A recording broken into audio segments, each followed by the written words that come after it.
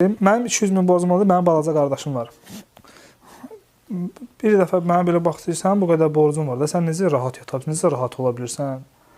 İndi mən o sözü ona həmişə paslanın, daim onun yadına salıram ki, görürsən necə rahat, insan niyə rahat olmalı, necə rahat olmalıdır. Bu çətinçilik vaxtlarında vallahi deyirəm şükür eləyirdim. Günü bu gün də şükür edirəm ki, Allah, məni indi tanıyan azından kollektivimdəki insanlar məni tanıyırlar, bilirlər.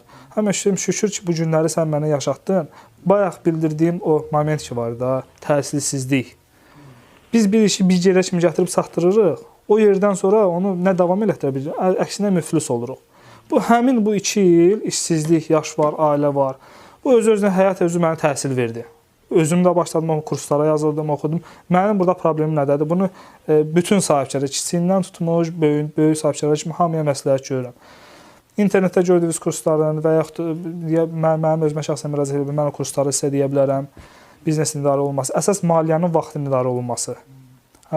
Bu həmin vaxtlarda özümə çətinçilik məni məcbur elədi ki, bu təhsilləri alım. Başa düşüm ki, bugünkü gün o mənə çox yardım eləyir. Siz özünüz adlarınızı bilirsiniz bizim layihələrimizin. 2 ilə yaxındır ki, gedir, şükürlər olsun və qalxışa doğru gedir.